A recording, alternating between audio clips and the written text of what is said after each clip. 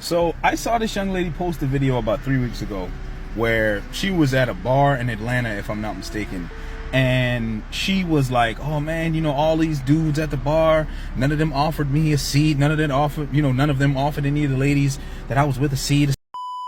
Oh, let me tell you another thing about Atlanta. It is the main place for get a BBL and then become a personal trainer. There's so many personal trainers out there that got a BBL every day they working out. I mean, you got to work it out to keep it up, but don't act like you didn't cheat. Let me know. Tell me where you went. Then when I get back, let me know we can work out now. But don't be trying to make it seem like you just worked hard for that, baby. You ain't do nothing.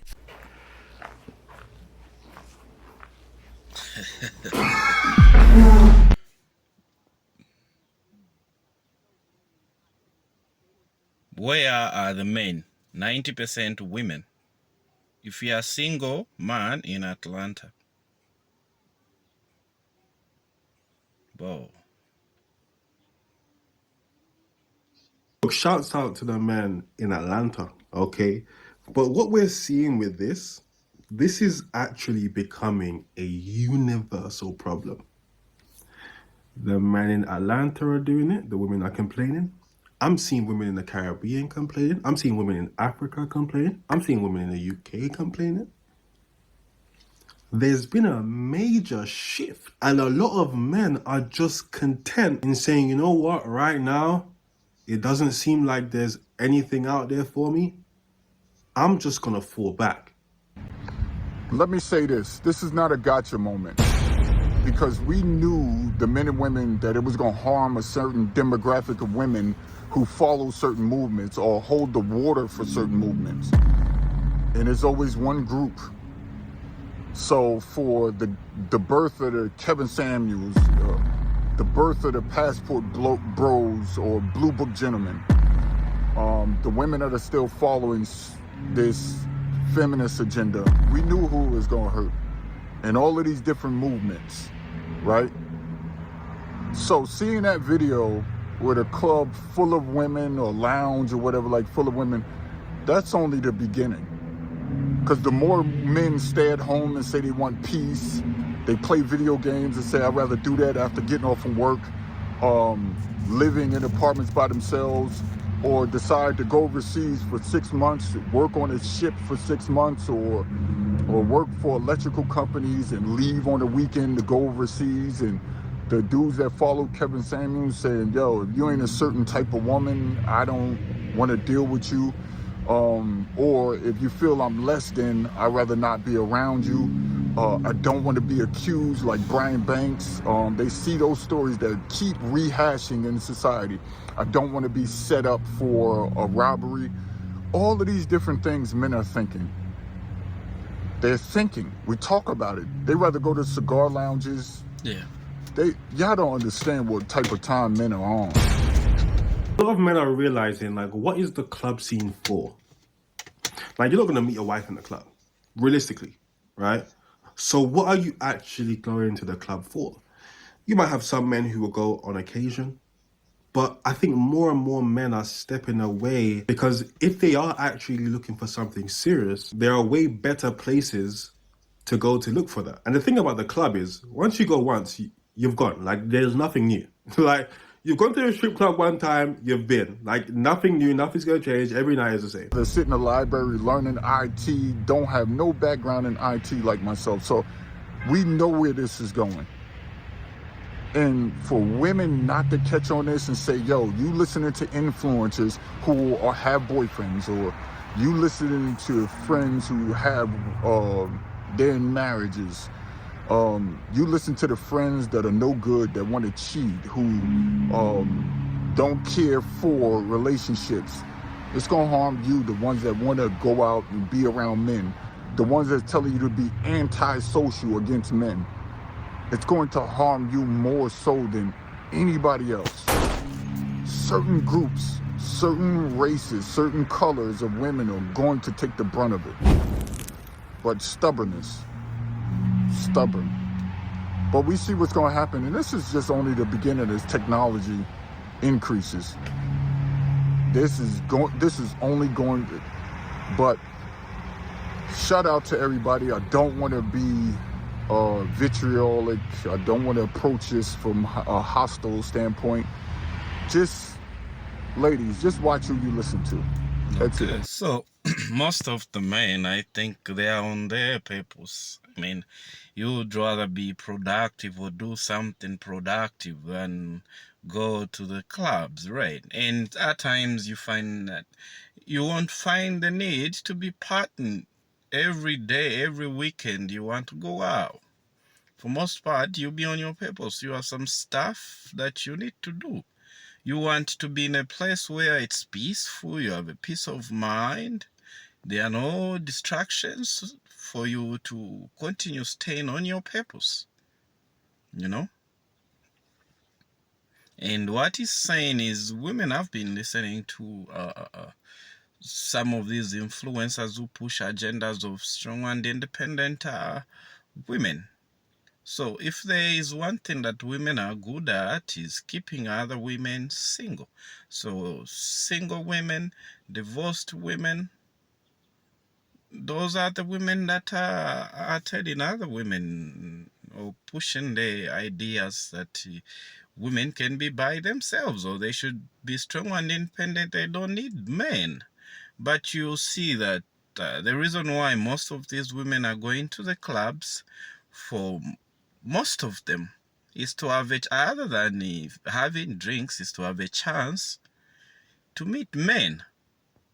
So during the day, they've been screaming they are strong and independent. And in the night now, they feel that they need maybe a man for a night. They need a man for sex. And hence you find them going to the clubs. And the men know it. Because like, if you are on your purpose and maybe you want to continue staying on your purpose, you don't want any distractions or any situations to get yourself in any situations that are unpleasant or that you don't want to get out easily, you avoid. Instead, maybe you choose to have a girlfriend, you know,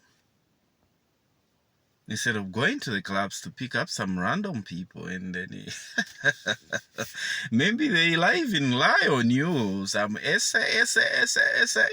You catch some essay cases are like, you know, these things are happening a lot.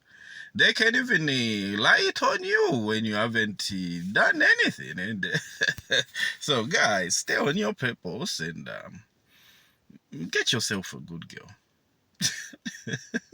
If there are such things, instead of going to the club so that they lie on you, you catch some essay. So watch who you listen to. Even you shouldn't allow to get into a conversation with men and men have to curb what they say or they got to walk on eggshells when they talk to you. I don't operate like that when I get into certain discussions. And men shouldn't have to. Truth should make you free. This guy is absolutely right. When it comes to all this feminist nonsense, there are certain women who are going to feel it more than others. Because all these white women that come out talking this nonsense, they all have husbands. They all have husbands, and they will make up every reason to why they're still saying what they're saying, even though they're married. Yeah, so all these Drew Afollos, right? All these other white feminists who are talking about how much they hate men and building these platforms on how much they hate men, you guys keep taking their advice. Because they're telling you that with a ring on their finger. It hit different. Know something, okay? If we ever hang out for the first time or we on a first date and afterwards I let you hit and it was ball down there, baby, I did the choosing, okay? You didn't hit this, baby, I hit that, okay? Oh yeah, you definitely get to choose who smashes or who you get to smash, as you so eloquently put it. But you don't get to choose who gets down on one knee. Just a little food for thought. He's right, and maybe that's even more reason why she's not been able to, you know, I don't know if she's married or no, but I doubt if she is, because there's no way a married woman will come out here and talk about that stuff. So she's not, and she looks like she's in her late 30s. It says something. Go ahead.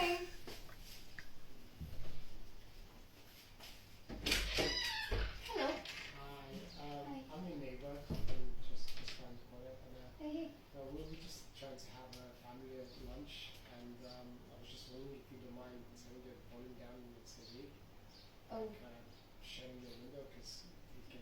Yeah, sorry, of course. And you know, we have little children and they're like very curious what you're watching right now. Okay, I'm sorry about that. Yes, sure. Yeah, that's pretty much it. It's good. Yeah, sorry, I didn't realize I had the window open. No, it's okay. Just if you keep it down, we appreciate that. Of course. Thank Sure. you very much. Nice to meet you. So she was making videos with her windows open and she's making sounds with the machines. I don't know what she was doing with the machines. If it's the electric hammer or something, and then she's making noise while she's hammering, but she's nailing some nails. She's strong and independent, but like, guess what? She's relying on men's subscription. So I saw this young lady post a video about 3 weeks ago where she was at a bar in Atlanta, if I'm not mistaken, and she was like, oh man, you know, all these dudes at the bar, none of them offered me a seat, none of them offered any of the ladies that I was with a seat or some shit like that. And I'm pretty sure you've seen the video as well as all of the think pieces that everybody has, because I've seen like at least 12 of them since then. And I'm pretty sure this video's been up for like 3 weeks now. And my thing is, I don't understand how chicks can come on here and say the things that this young lady said, like, oh, it's so weird, oh, it's so crazy how none of the guys gave up their seat, oh, when men have to come on apps like TikTok all the time, right, and hear some of the most vile, ill-gotten, disrespectful things about men as a whole. Even if you're not a woman that partakes in that bullshit, you have some type of sense and you know that the mistakes of one does not or should not dictate how you feel about the majority. I genuinely don't understand how that can be a thing, and then you can still wonder, why do men feel the way they feel about dating or this, that? Bruh, this is the world we live in, right? This is the world we live in. I'm gonna tell you, me personally, I am the nicest, most caring, most understanding motherfucker ever meet.